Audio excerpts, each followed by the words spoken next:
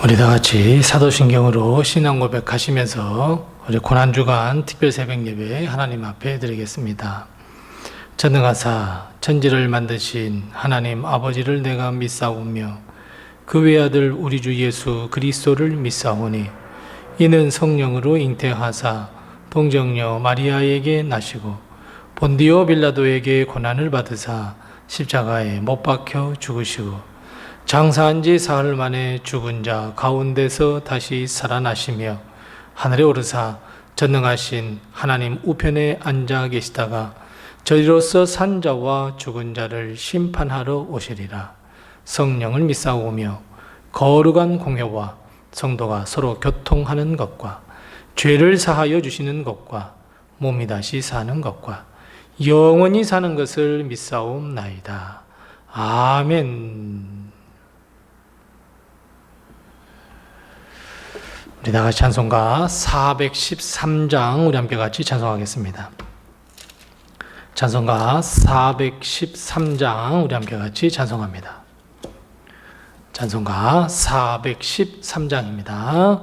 내 평생에 가는 길 순탄하여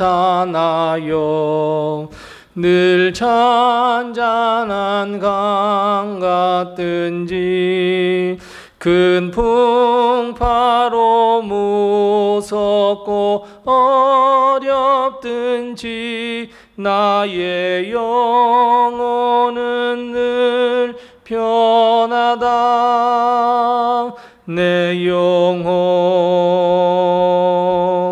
평안해. 내 영혼 평안해. 저막 위는 우리를 삼키려고 입 벌리고 달려와도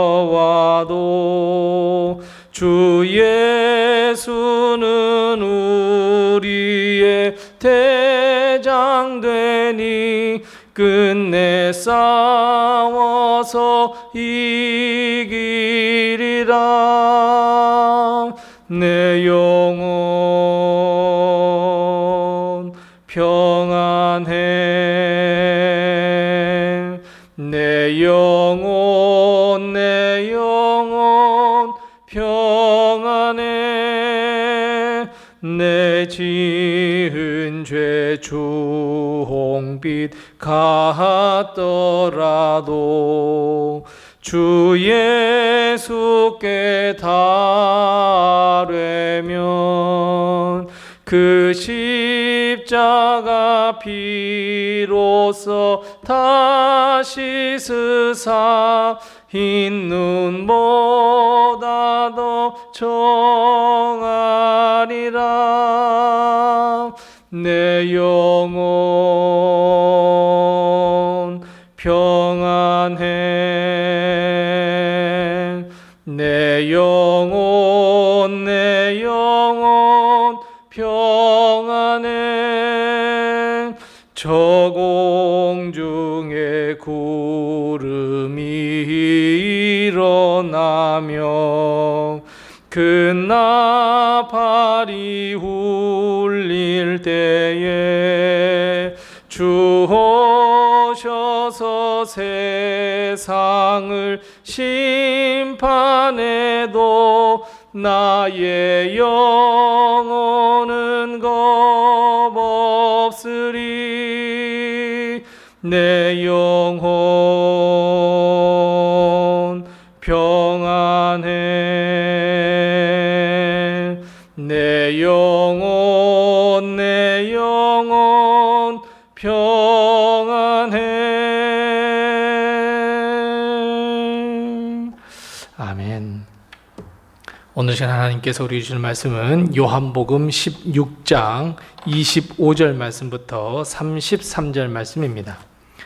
신약성경 요한복음 16장 25절 말씀부터 마지막 33절 말씀입니다. 신약성경 175면, 176면에 있습니다. 요한복음 16장 25절 말씀부터 33절 말씀까지 우리 같이 한 목소리로 봉독하겠습니다. 이것을 비유로 너희에게 일렀거니와 때가 이르면 다시는 비유로 너희에게 이르지 않고 아버지에 대한 것을 밝히 이르리라.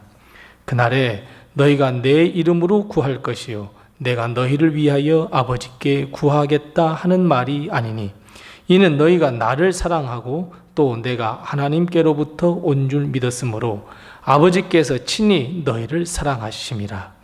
내가 아버지에게서 나와 세상에 왔고 다시 세상을 떠나 아버지께로 가노라 하시니 제자들이 말하되 지금은 밝히 말씀하시고 아무 비유로도 하지 아니하시니 우리가 지금에야 주께서 모든 것을 아시고 또 사람의 물음을 기다리시지 않는 줄 아나이다. 이로써 하나님께로부터 나오심을 우리가 믿사옵나이다. 예수께서 대답하시되 이제는 너희가 믿느냐? 보라, 너희가 다 각각 제 곳으로 흩어지고 나를 혼자 둘 때가 오나니 벌써 왔도다. 그러나 내가 혼자 있는 것이 아니라 아버지께서 나와 함께 계시느니라. 이것을 너희에게 이르는 것은 너희로 내 안에서 평안을 누리게 하려 함이라. 세상에서는 너희가 환난을 당하나 담대하라. 내가 세상을 이겼노라. 아멘. 고난주간을 보내고 있는 우리 사랑하는 성도들에게 하늘 평강과 하늘의 복과 땅의 복이 늘 함께 하시기 바랍니다. 우리는 모두가 다 평안의 삶을 살고 싶어 합니다. 이것은 누구나 예외 없이 바라는 삶입니다. 여러분, 매일 어렵고 힘들고 아프고 걱정스러운 일이 있다고 한다면 그 인생은 얼마나 고달프겠습니까? 쉽게 포기하고 싶은 생각 들지 않겠습니까? 그래서 우리 모두는 평안의 삶, 행복의 삶을 살기를 원하고 있습니다. 자, 그런데 여러분, 당장 내일 이 세상의 생을 마감해야 한다면 여러분 평안할 수 있을까요? 평안을 누릴 수 있을까요? 내일 당장 죽는다는데. 아마도 우리 모두는 내가 죽는 날을 알고 있고 이제 오늘이 마지막 날이구나 라고 한다면 그 어느 누구도 평안을 누릴 수 없을 것입니다. 그런데 오늘 주님은 우리와 전혀 다른 행보를 보이고 계십니다. 요한복음 16장의 말씀, 이 말씀을 다 마치시고 나면 17장은 겟세마네 동산에서 주님의 십자가, 고통, 그리고 죽음을 앞두고 마지막 기도하는 내용으로 가득 차 있고 18장에서는 심판을 받게 되시고 그리고 19장에서는 십자가에서 죽임을 당하시는 말씀으로 이루어져 있습니다. 어찌 보면 요한복음 16장은 예수님께서 죽음을 앞두시고 우리에게 해주시는 마지막 말씀이라 여길 수 있습니다. 그렇다면 여러분, 우리 주님은 마지막으로 우리에게 무슨 말씀을 해야 할 것 같습니까? 맞습니다. 여러 가지 일들을 다 말씀하실 수 있었지만 방금 우리가 읽었던 것처럼 요한복음 16장 33절 평안을 선포하고 있습니다. 사실 정말 이 말씀은 이해할 수 없는 말씀이고 도무지 이해할 수 없는 일입니다. 죽음, 그것도 세상에서 가장 극악무도한 고통과 고난을 받으시고 그것도 모자라 십자가의 죽음을 앞두고 계신 이 주님께서 모두에게 평안하라, 내 안에서 평안을 누려라, 정말 이해가 되지 않는 말씀입니다. 내가 너희 죄 때문에 죽게 되었거든. 그러니 너희가 앞으로는 거룩한 삶을 살아야 돼. 경건한 삶을 살아야 돼. 내가 너에게 사명을 주니 난 사명을 다해야 돼. 오히려 이런 말씀을 해야 할 터인데 오히려 주님은 평안하라 이렇게 말씀합니다. 뿐만 아니라 여러분, 이 평안은 어떤 평안입니까? 어디에서 누릴 수 있다고 말씀하고 있습니까? 맞습니다. 내 안에서 평안을 누려라. 아니 당장 내일 죽임을 당하실 분인데 그 안에 평안이 있다고 그 평안을 누리라고요? 고통을 당하지만 하늘의 평안을 누리라 이렇게 말할 수 있을까요? 환난이 있으나 영적인 평안을 누리라 그렇게 말씀하실 수도 있어요. 하지만 내 안에서 평안을 누려라. 그렇다면 여러분, 주님 안에 그 주님 아니라고 하는 것이 무엇을 의미할까요? 맞습니다. 바로 십자가입니다. 주님이 지신 그 십자가 안에서 평안을 얻으라 말씀합니다. 세상에서는 환난을 당합니다. 십자가의 고통을 당합니다. 그런다고 할지라도 내 안에서 내가 지고 있는 십자가를 통하여 평안을 누려라 말씀합니다. 그래서 사랑하는 성도 여러분, 십자가는 평안입니다. 세상은 십자가가 환난이며 고통이며 믿는 자에게는 공격을 가하는 최고의 두려운 무기일지 모르지만 오히려 주님은 그 십자가 안에 평강이 있다 말씀합니다. 내 안에서 평안하라, 평안을 누리라, 십자가를 바라보며 평안하라 말씀합니다. 사랑하는 성도 여러분, 주님 안에 있는 그 십자가를 통해 평안을 누리는 우리 사랑하는 모든 성도들이 다 되시기 바랍니다. 세상에서 환난을 당하고 고난이 많고 거룩한 부담감 때문에 고민하지만 그럼에도 불구하고 십자가를 바라보며 평안을 누리는 우리 모든 성도들이 다 되시기 바랍니다. 그렇다면 여러분, 왜 십자가 안에 평안이 있을까요? 왜냐하면 십자가 안에는 죄의 용서가 있기 때문입니다. 십자가에는 하나님의 나라가 있기 때문입니다. 십자가 안에는 부활의 소망이 있기 때문이고 영생이 그 안에 있기 때문이며 하나님의 도우심과 풍성한 하나님의 은혜가 그 안에 있기 때문입니다. 그래서 여러분, 주님께서 평안을 선포하기 전에 제자들에게 어떻게 말씀하십니까? 오늘 본 말씀 31절 말씀입니다. 예수님께서 대답하시되 이제는 너희가 믿느냐? 맞습니다, 여러분. 십자가의 평안을 얻기 위해서는 반드시 믿음이 있어야 합니다. 믿음으로 십자가를 바라보아야 한다는 의미입니다. 아무리 십자가를 바라보아도 믿음이 없이는 절대로 평안을 누릴 수가 없습니다. 두려움과 공포와 죽음과 멸망만 있을 뿐입니다. 저주만 있을 뿐입니다. 뿐만 아니라 내가 지은 죄로 말미암아 내가 저 십자가를 져야 한다고 생각한다면 그 고통의 파도가 얼마나 높겠습니까? 하지만 십자가를 바라볼 때 믿음으로 바라본다면 이 이야기와 의미는 완전히 달라집니다. 그래서 주님은 제자들에게 평안을 선포하기 전에 이제야 믿느냐라고 하는 믿음을 언급하고 있습니다. 그런데 여러분, 오늘 본말 32절 말씀에 주님은 무엇이라 말씀하고 있습니까? 아무리 믿음으로 십자가를 바라본다고 할지라도 주님이 붙잡히실 때 다 제 곳으로 도망갈 것이라고, 나 홀로 두게 될 것이라고, 아무리 강력한 믿음을 가지고 있다고 할지라도 주님 안에 평안이 있고 주님 안에 하나님의 은혜가 있다고 한다면, 무엇보다도 주님 안에 영생의 능력이 있다면 우리는 주님을 끝까지 붙들 것 같은데, 믿음이 건강하다고 할지라도 우리는 주님을 외면하고 도망가 버리는 아주 나약한 나를 발견할 수밖에 없습니다. 사탄과 마귀의 유혹에 속절없이 무릎을 꿇어버립니다.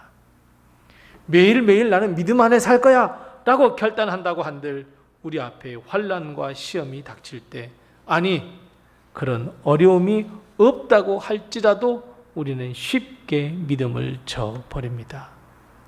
세상으로 눈과 귀를 돌려버립니다. 그럼에도 불구하고 주님은 우리에게 말씀하십니다.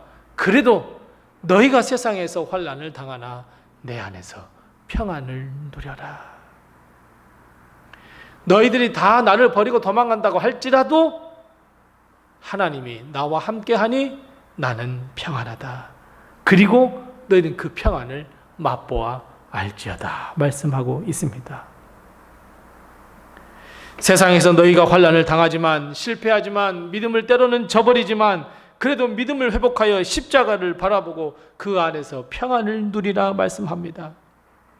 아버지가 나와 함께 하듯이 나도 너희와 함께하며 성령님이 너와 항상 함께 할 것이라고, 그 십자가 안에 있는 평안을 누리라고. 이것은 정말 우리가 아무리 지혜롭다고 할지라도 이해할 수 없는 일들입니다. 하지만 하나님은 그렇게 해 주신답니다. 사랑하는 성도 여러분, 그래서 십자가는 평안입니다. 오직 믿음으로만 얻을 수 있는 평안입니다. 세상 사람들이 알 수도 없고 줄 수도 없는 평안입니다. 세상 사람들은 도무지 우리에게 평안을 주지 못합니다. 입으로는 평안하자고 하죠. 입으로는 행복하라고 이야기하죠. 그렇습니다. 복 받으라고 이야기해요. 하지만 말뿐입니다. 줄 수 없습니다. 하지만 주님은 아닙니다. 비록 세상 사람들이 저주라고 이야기하는 십자가를 지실 때도 그 안에서 평안을 누리라 말씀합니다. 죄의 용서와 회복, 치유와 영생이 있는 그 십자가를 바라보며 평안을 누려라라고 말씀하고 있습니다.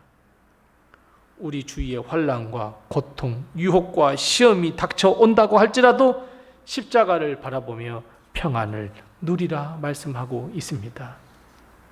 주님이 누리셨던 평안을 너희도 누리라 말씀합니다. 사랑하는 성도 여러분, 십자가는 평안입니다. 그 십자가 안의 평안을 누리며 살아가는 복된 성도들 다 되시기 바랍니다.